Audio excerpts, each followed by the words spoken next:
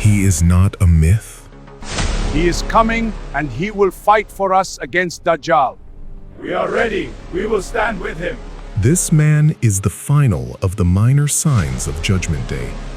They say that the man is coming from the lineage of the Prophet. From the lineage of the Prophet, what does this mean?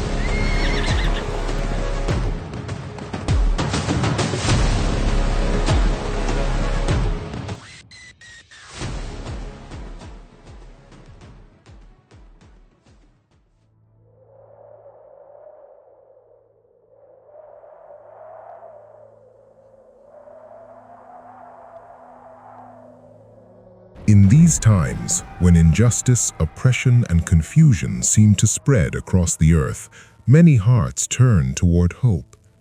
Our Prophet Muhammad ﷺ gave us glad tidings of relief after hardship.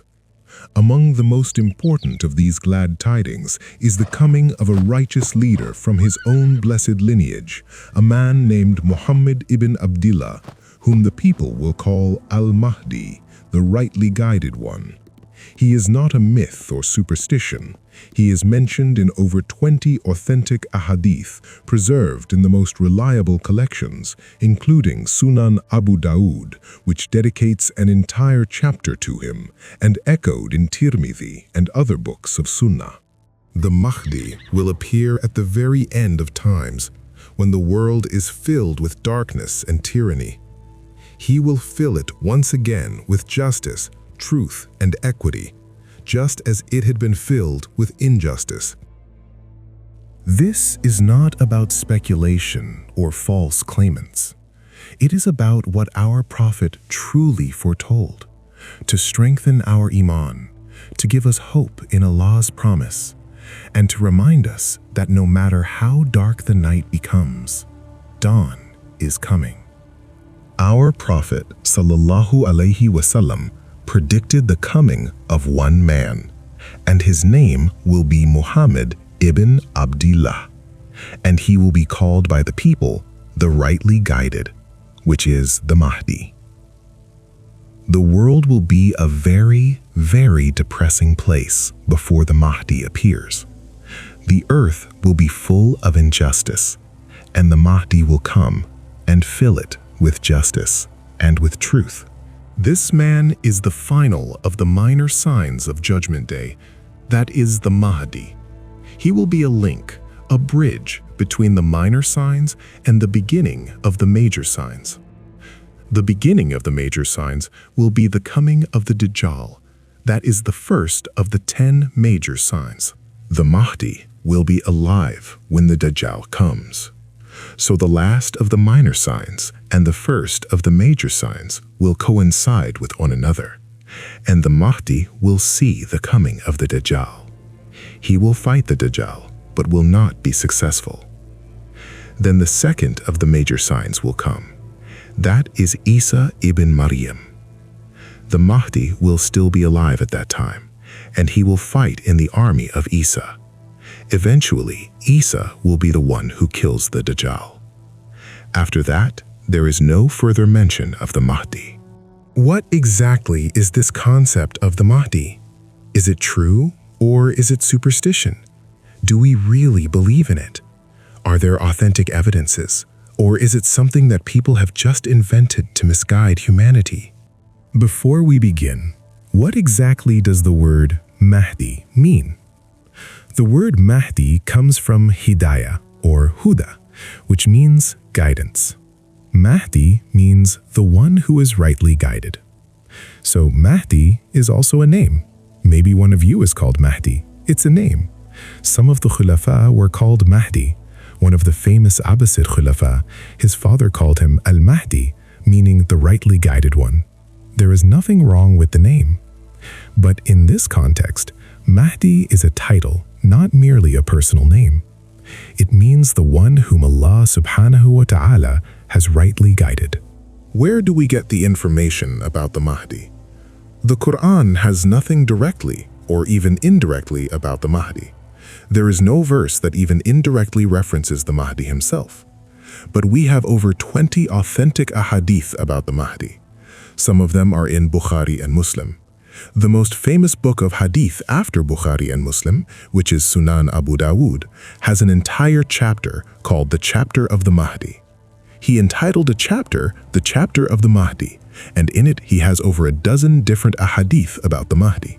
Sunan at-Tirmidhi also has a chapter about the Mahdi, and the chapter title includes the word Mahdi. Some of the great scholars of hadith mention belief in the Mahdi as being one of the signs of Judgment Day. Therefore, it is correct to say that the vast majority of scholars of our tradition affirm the concept of this righteous person coming towards the end of times, and they believed in this concept. We Sunnis generally believe in the Mahdi. Why? Because it is in the books of Sunnah. It is in the books of hadith, and we affirm the books of hadith. Let us now mention at least 10 or so of these ahadith and derive some of the characteristics of the Mahdi from them.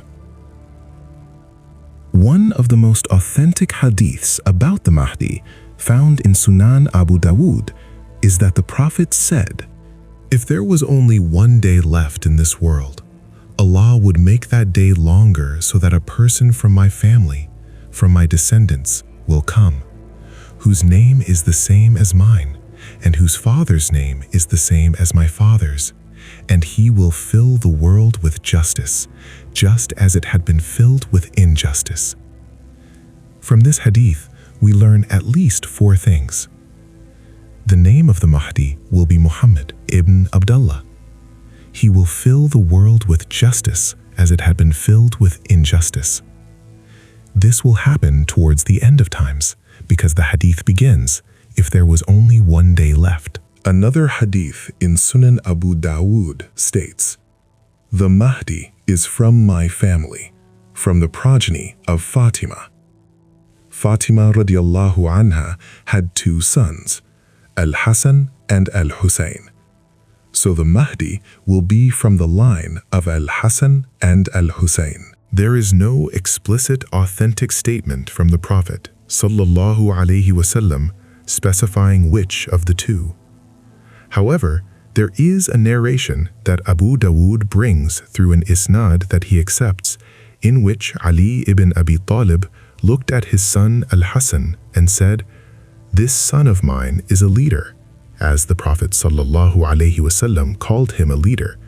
"And from his children shall come a man whose name will be the name of your Prophet, and he will resemble your Prophet in character, akhlaq, but not in physical appearance."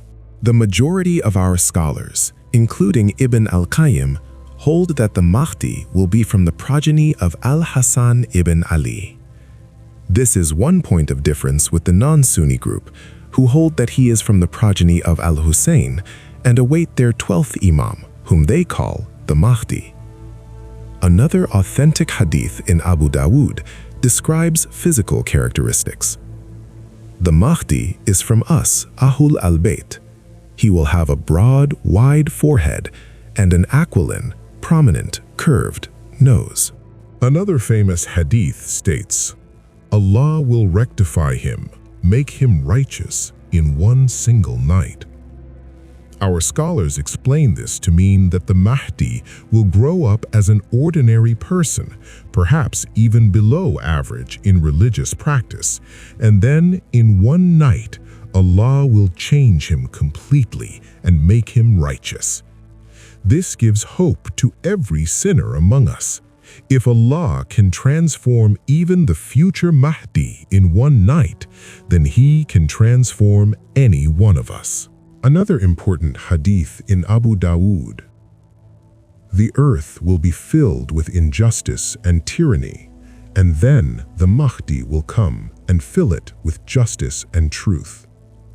This means the world will be an extremely depressing place before the Mahdi, full of darkness, bleakness, and injustice.